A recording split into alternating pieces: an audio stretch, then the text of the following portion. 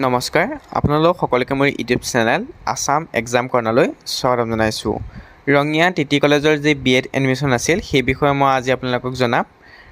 Online কেনেকৈ কৰিব সেই বিষয়ে মই আপোনালোকক ষ্টেপ বাই ষ্টেপ জনাম। তাৰ আগতে আপোনালোকক ন'টিচখন জনাই লৈছোঁ। ন'টিচখনত কি উল্লেখ কৰিছে, ইয়াত উল্লেখ কৰিছে যে টোটেল ইনটেক কেপাচিটি অৰ্থাৎ ছিট কেপাচিটি হৈছে 100টা। তাৰ ৰিজাৰ্ভেশ্যন থাকিব। ৰিজাৰ্ভেশ্যন OBC কাৰণে 27টা ছিট, SC কাৰণে 7টা, ST প্লেনৰ কাৰণে 10টা, ST হিলছৰ কাৰণে 5টা, PWD কাৰণে 3টা, EWSৰ কাৰণে 5টা আৰু বাকীখিনি unreserved category. Date of submission online আবেদন কৰিব লাগিব আপোনাৰ 16 তাৰিখৰ পৰা আৰম্ভ হ'ল। 16 তাৰিখৰ পৰা আপোনালোকে 20 তাৰিখলৈকে অনলাইন আবেদন কৰিব লাগিব। মেইল লিষ্ট পাব্লিছ হ'ব 21 তাৰিখে। ডেট অফ এডমিশ্যন আছে 24 তাৰিখে আৰু আপোনালোকৰ এডমিশ্যন ফিজ হৈছে 78,000। এডিশ্যনেলি 1500 টকা will be charges for equation community festival. আপোনালোকে সেইখিনি পইচা দিব লাগিব ফৰ ফাৰ্ষ্ট ডে। সেই যিটো পে'মেণ্ট ক'লোঁ মই আপোনালোকক অকল ফাৰ্ষ্ট ডে কাৰণে অৰ্থাৎ এবছৰৰ কাৰণে সেই পে'মেণ্টটো আপোনালোকে দিব লাগিব। অনলাইন আবেদন কৰিবৰ কাৰণে আপোনালোকে দেখিছে click hair two apply http://rttis.admission.in তাত আপোনালোকে ক্লিক কৰিব লাগিব। লাষ্ট ডেট 20 তাৰিখ বুলি উল্লেখ কৰিছে। অনলাইন আবেদন কৰাৰ আগতে আপোনালোকে এইখিনি ইনষ্ট্ৰাকশ্যন পঢ়ি চাব কি উল্লেখ কৰিছে। 20 তাৰিখে লাষ্ট ডেট আপোনালোকে কি কৰিছে সকলো উল্লেখ কৰিছে। হেল্পলাইন নম্বৰ ইনষ্ট্ৰাকশ্যন দিছে। তাৰপৰা কৈছে চাইন আপ ফাৰ্ষ্ট। আপোনালোকে যদি চাইন আপ কৰিব বিচাৰে চাইন আপ ফাৰ্ষ্ট কৰিব। যদি আগতে যদি একাউণ্ট খুলি ৰাখিছে তেতিয়াহ'লে আপোনালোকে তললৈ গৈ অলৰেডি ৰেজিষ্টাৰ বাটনত গৈ পেলাই আপোনালোকে লগ ইন কৰিব লাগিব। যদি চাইন আপ কৰিব বিচাৰিছে তেতিয়াহ'লে আপোনালোকে ইয়ৰ নেম, আপোনাৰ সম্পূৰ্ণ নামটো দিব, মিষ্টাৰ শ্ৰী এইবোৰ নলগাব, অকল নামটো দিব। ইয়ৰ ইমেইল আইডিটো দিব, ফোন নাম্বাৰ এটা দিব, পাছৱৰ্ড দিব। পাছৱৰ্ডটো আপুনি আপোনাৰ নামটো দি মাজত আপোনালোকে হেছটেগ ষ্টাৰ @ এইবোৰ বহাই বা তাৰপিছত 1 2 3 দি পেলাই এটা পাছৱৰ্ড ক্ৰিয়েট কৰিব। আপোনালোকে আপাৰ লোৱাৰ কেছ দি পেলাই আপোনালোকে পাছৱৰ্ডটো ক্ৰিয়েট কৰিব লাগিব। ক্ৰিয়েট কৰাৰ পিছত চাইন আপ কৰিব। চাইন আপ কৰাৰ পিছত আপোনালোকৰ মেইললৈ এটা OTP যাব। OTPটো ইনপুট কৰিব। তাৰপিছত আহিলে আপোনালোকৰ এনেকৈ দেখিব ৰেজিষ্ট্ৰেশ্যন ফৰ 2024। আগতে দেখুৱাইছিলে চাইন আপ, এতিয়া ৰেজিষ্ট্ৰেশ্যন 2024 কাৰণ আপোনালোকৰ চাইন আপ হৈ গ'ল। চাইন আপ কৰাৰ পিছত আপোনালোকৰ 4টা ষ্টেপ পাৰ হ'ব।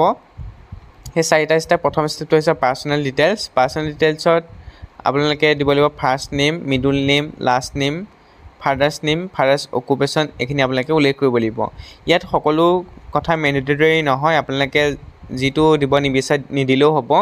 আপোনাৰ ধৰি লওক ফাদাৰ্ছ কোৱালিফিকেশ্যন নিদিলেও হয় কাৰণে কিছুমান কি হয় আপোনালোকৰ মেণ্ডেটৰী নহয়। গতিকে আপোনালোকৰ মাদাৰ্ছ নেম, মাদাৰ্ছ অকুপেশ্যন এইখিনি দি দিব। হাউচ ৱাইফ যদি হাউচ ৱাইফ কৰে, কিবা জব কৰিলে জব কৰে বুলি দিব। মাদাৰ্ছ কণ্টেক্ট নম্বৰ দিব লাগিব, ফাদাৰ্ছ কণ্টেক্ট নম্বৰ আপোনালোকে দিব লাগিব। দুয়োটা ডিফাৰেণ্ট হ'ব বুলি উল্লেখ কৰিছে। স্প'ৰ্টছ নেমৰ ক্ষেত্ৰত আপোনালোকে এইখিনি খালী ৰাখিব পাৰে। স্প'ৰ্টছৰ অকুপেশ্যন বিচাৰিছে, কণ্টেক্ট নম্বৰ বিচাৰিছে বা কোৱালিফিকেশ্যন বিচাৰিছে। যদি আপুনি মেৰিড হয় তেতিয়া আপুনি এইখিনি দিব পাৰে, মেৰিড নহ'লে আপুনি দিব নালাগে। তাৰপিছত আহিলে আপোনালোকৰ DOBটো আপোনালোকে ইয়াত দিব। আপোনালোকৰ DOBটো আপোনালোকৰ যি DOB সেইটো উল্লেখ কৰিব, শুদ্ধকৈ দিব। তাৰপৰা আহিলে আপোনালোকৰ কাষ্টটো চিলেক্ট কৰিব। কাষ্টটো আপোনাৰ জেনেৰেল চিলেক্ট কৰিলে EWS আহিব। তাৰপিছত যদি EWS দিব, নহ'লে নিদিব। OBC MOBC চিলেক্ট কৰিলে NCL দিবলৈ আহিব। যদি OBC NCL হয় য়েছ ক'ব, নহ'লে ন' ক'ব। তেনেকৈ আপোনালোকে চিলেক্ট কৰিব লাগিব। আপোনালোকৰ ST আৰু SC দিলে একো নাহে। বাকী আপোনালোকৰ OBC আৰু জেনেৰেল দিলে EWS আৰু OBC NCL আহিব দিবলৈ। তাৰপৰা সুধিছে PWD কেটেগৰী যদি হয় য়েছ ক'ব, নহ'লে ন' ক'ব। ৰিলিজন সুধিছে হিন্দু ইছলাম যি হয় দিব। ফেমিলি ইনকম কিমান সুধিছে, লেছ দেন 2 লাখ, 2 লাখতকৈ যদি তলত হয় দিব। 2 লাখতকৈ বেছি হ'লে 2 লাখৰ পৰা 4 লাখৰ ভিতৰত দিব। ব্লাড গ্ৰুপটো চুজ কৰিব ইয়াৰ পৰা আপোনালোকে। ব্লাড গ্ৰুপ কি আপোনাৰ O positive, B positive, A positive যি নহয় দিব। তাৰপৰা আহিলে পাৰ্মানেণ্ট এড্ৰেছ। পাৰ্মানেণ্ট এড্ৰেছটো উল্লেখ কৰিব আপোনালোকৰ ঘৰৰ এড্ৰেছটো গোটেই পোষ্ট অফিচৰ পৰা ধৰি PS পিনক'ড সকলো দিব। তাৰপিছত যদি আপোনালোকৰ পাৰ্মানেণ্ট এড্ৰেছ আৰু প্ৰেজেণ্ট এড্ৰেছ ছেইম হয় তেতিয়াহ'লে আপুনি ছেইম এজ পাৰ্মানেণ্ট বুলি লিখি দিব। তাৰপৰা ইমাৰ্জেঞ্চি কণ্টেক্ট নম্বৰটো দি আপুনি নেক্সট ষ্টেপলৈ আহিব। একাডেমিক ডিটেইলছত আপুনি পাৰ্চনেল দিব লাগিব। প্ৰথম আহিলে SLC আপোনালোকে পাছিং ইয়েৰটো দিব, কোন চনত পাছিং কৰিছিলে বৰ্ড দিব, সেৱা বুলি। ইনষ্টিটিউশ্যন বা স্কুল আপোনাৰ স্কুলখন দিব। ডিভিজন গ্ৰেড কি পাইছিলে দিব, ফাৰ্ষ্ট ডিভিজন পাইছিলে, ছেকেণ্ড ডিভিজন পাইছিলে, যিটো পাইছিলে সেইটো দিব। তাৰপৰা অবটেন মাৰ্ক দিব। অবটেন মাৰ্কৰ ক্ষেত্ৰত 600 আপোনালোকে মাৰ্ক টোটেল মাৰ্কত 600 দিব, অবটেনটো যি পাইছিলে দিব। তেনেকৈ SS ক্ষেত্ৰতো আপোনালোকে দিব। ইয়াত আপোনালোকে কি কৰিব, টোটেল মাৰ্কছত 500 দিব, অবটেনটো যি পাইছিলে দিব আৰু পাৰ্চেণ্টেজ অট'মেটিক কেলকুলেশ্যন হৈ যাব।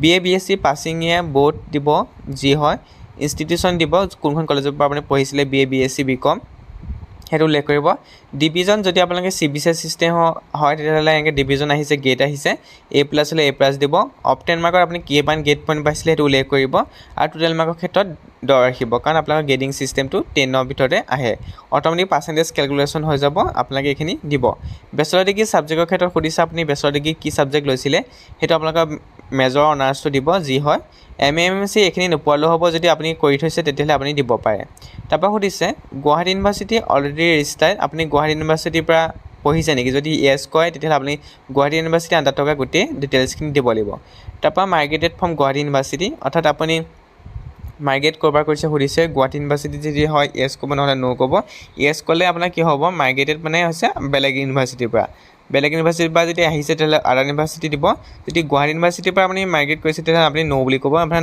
নালাগে ন' অপশ্যনত ৰাখি দিব তাৰপৰা আহিলে জিঅ' BAD কমন এণ্ট্ৰেন্স টেষ্টৰ ৰোল নাম্বাৰটো দিব ৰোল নাম্বাৰটো শুদ্ধকৈ দিব ৰোল নাম্বাৰটো দিয়াৰ পিছত আপোনালোকৰ যিখিনি ভেলিডেশ্যন আছে সেইখিনি অট'মেটিক ফিল হৈ যাব পাৰে নহ'লে আপোনালোকক ক'ব যে এইটো ভেলিড নাম্বাৰ বুলি ভেলিড ৰোল নাম্বাৰ বুলি তেনেকৈ উল্লেখ কৰিব গতিকে আপোনালোকে দিওঁতে শুদ্ধকৈ দিব এইবোৰ আপোনালোকে আপোনালোকে কি কৰিব নালাগে ফিল আপ কৰিব নালাগে তাৰপৰা আহিলে I confirm that the I have provided is accurate and correct এইখিনি দি আপোনালোকে কি কৰিব টিক মাৰ্ক দিব টিক মাৰ্ক দিয়াৰ পিছত পিছৰ ষ্টেপলৈ আহিব তাৰপৰা আহিলে ডকুমেণ্ট আপলোডৰ ক্ষেত্ৰত কৈছে যে ফটো 500 KB আৰু বাকীবিলাক 1 MBতকৈ বেছি হ'ব নালাগিব পাছপৰ্ট চাইজ ফটো দিব আপোনালোকে তাৰপৰা আপোনালোকৰ ছিগনেচাৰটো দিব চুজ ফাইল কৰি তাৰপৰা আহিলে আপোনালোকৰ SLC এডমিট কাৰ্ড আধাৰ কাৰ্ড পেন কাৰ্ড এইখিনি আপোনালোকে দিব লাগিব পাৰ্চনেলৰ ক্ষেত্ৰত তাৰপৰা আহিলে আপোনালোকৰ এডুকেশ্যন কোৱালিফিকেশ্যনৰ ক্ষেত্ৰত আপোনালোকে SLC মাৰ্কশ্বিট দিব লাগিব HSৰ মাৰ্কশ্বিট দিব লাগিব ডিগ্ৰী কম্বাইন মাৰ্কশ্বিট মানে হৈছে ডিগ্ৰী কম্বাইন মাৰ্কশ্বিট মানে হৈছে 1st ছেমিষ্টাৰ পৰা 6th ছেমিষ্টাৰলৈকে